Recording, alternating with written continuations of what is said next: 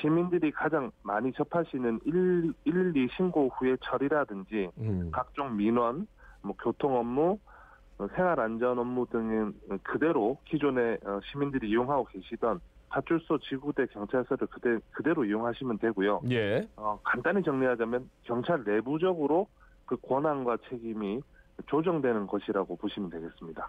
그러니까 국가 중앙에서 지역으로 많은 권한들을 이양하는 뭐 그 정도로 좀 일을 하면 되겠군요. 근데 뭐 네. 시민들이 체감하기에는 거의 달라지는 게 없다 이런 말씀이세요? 네, 시민들이 체감하시기에 달라지는 것은 없고 내부적으로 이것이 심각한 수사 대상이 되는 범죄 사건일 경우에는 국가수사본부, 즉 국가경찰에서 이 사무를 처리하고요.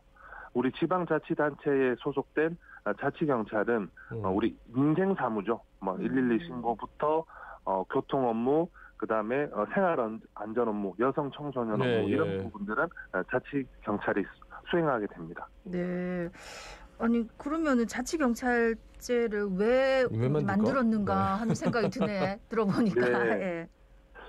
이 자치경찰제가 만들어진 배경은 말씀드리자면 워낙에 긴 세월의 다양한 이야기들이 있는데 좀 쉽게 간단하게 좀 말씀드리면 우리 지방분권법이 국가에게 지방분권법이 있는데 이 국가가 자치제 경찰 도입 의무를 부여하고 있습니다. 그래서 그 내용을 간단히 보면은 국가는 지역 특성에 적합한 치안 서비스를 제공하기 위해서 자치경찰제를 도입해야 한다라고 이 법에 나와 있는데 재밌는 거는 이 법이 2006년에 만들어졌습니다. 그래서 그동안은 논의만 해왔고 도입을 안 했다가 이번에 이제 시행을 앞두고 있는데요.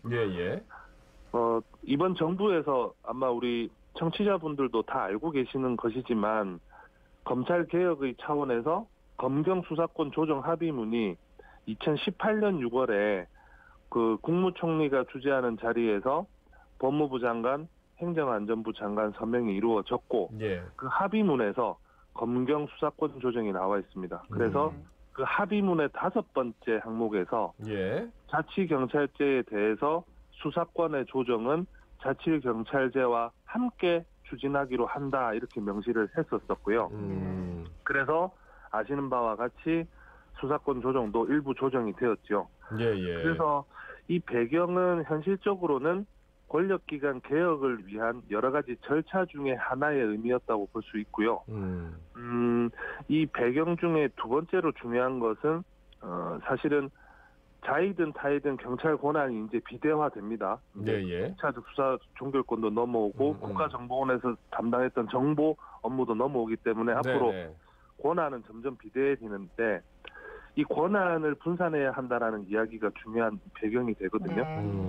그래서 재미있는 연구 결과 하나 말씀드리면 이 분권화 수준, 즉 권한을 분권화시키는 수준과 경찰의 신뢰도를 분석한 연구 결과를 보니까 OECD 주요 선진국들의 치안 지표를 보면 경찰의 신뢰도는 경찰의 숫자가 많아진다고 신뢰도가 높아지는 것이 아니라 분권화 지수, 즉 권한을 분산시킨 분권화 지수가 높아질수록 경찰 신뢰도가 높아진다는 연구 결과가 있습니다. 그래서 아마 이런 것들이 우리 자치경찰제를 결국 시행하게 만든 형식적인 배경이야 권력기관 개혁이지만 본질적인 배경은 아마 이제 경찰 신뢰도를 점차 높여 나가자 이런 의도가 담겼다고 볼 수 있습니다. 그러니까 자치경찰제라는 이 자치경찰에 대한 언급이 이미 지방자치법에 있는데도 불구하고 그동안 이제 차일피일 미뤄지다가 검경수사권 조정 때문에 이제 경찰이 많은 권한을 갖게 되면서 이 또한 좀 권력을 분산해야겠다라는 취지로 자치경찰제가 이제 본격적으로 시행이 되는데 언제부터 본격적으로 시행이 되는 거죠? 네, 이 본격적인 시행은 7월 1일입니다. 7월 1일 정식 시행이 이루어집니다. 그러면은 아까 이제 우리 뭐 시민들이 느끼기에는 뭐 똑같다라고 하셨지만 그래도 뭐 어떤 이점 같은 게 있을까요?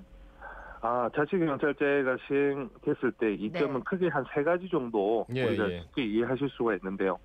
첫 번째는 우리 이제 치안 정책 결정 과정에 국민이 참여할 수 있는 기회가 넓어진다는 게 가장 큰 이점입니다. 이게 좀 말이 어려운데요.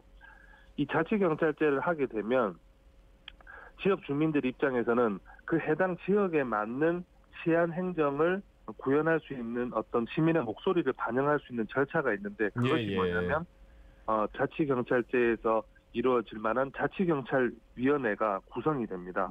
그래서 이 자치경찰위원회가 상당히 중요한 의미를 가지는데 이 자치경찰제를 시행하기 위해서 자치경찰위원회는 지역사회 현안을 반영해야 되는 효과적인 정책이라든지 경찰 활동들을 심의 의결하고 심지어 인사권까지 가지고 있기 때문에 이 자치경찰제의 시행 이점 첫 번째는 그 해당 지역과 해당 지역 시민들이 요구하는 원하는 그런 경찰 제도를 운영할 수 있다는 건데 예를 들면은 우리 부산은 해양 도시지 않습니까? 그러면은 타도시에는 없는 뭐 물류, 항만 그리고 뭐 출입국 이런 사무들이 다른 도시 뭐 대전이나 대구에는 없는 일들이 있겠죠.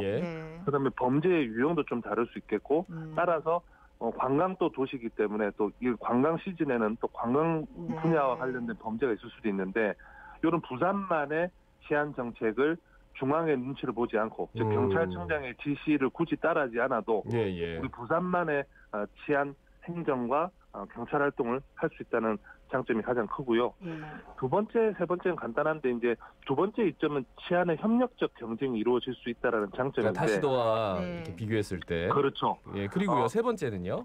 세 번째는 이제 이것을 조금 더 잘 수행할 수 있도록 가장 이제 그 우리 부산시와 부산경찰청, 그다음에 부산자치경찰위원회의 좀 성숙한 인식과 노력이 이루어질 수 있는 그런 이점들이 기존보다는 국가경찰제보다는 훨씬 지자체와 또 시의회와 또 위원회와 이런 유관기관들의 협력이 기존의 국가경찰제도보다는 훨씬 유리하게 이루어질 수 있다는 장점입니다.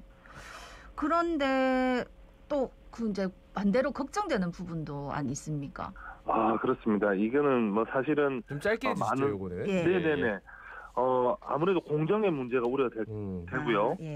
아까도 말씀드렸다시피 이 자치경찰위원회, 우리 부산 같은 경우 부산 자치경찰위원회가 구성이 될 텐데 아무래도 인사권 같은 부분들도 시장과 시의회 의장이 간접적인 영향력을 행사할 우려는 충분히 있습니다. 그래서 이것을 조금 걱정이 되는 부분이라고 할 수 있겠죠. 그러니까 정치적인 중립성 이런 것들을 담보할 만한 또 기본적인 제도나 이런 것들도 좀 고민을 해야 되겠네요. 그죠? 네, 그렇습니다. 좀 많이 고민을 해야 되죠. 말씀 여기까지 듣겠습니다.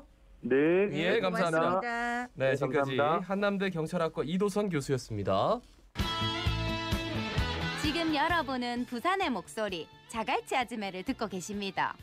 부산 시민 여러분, 아즈매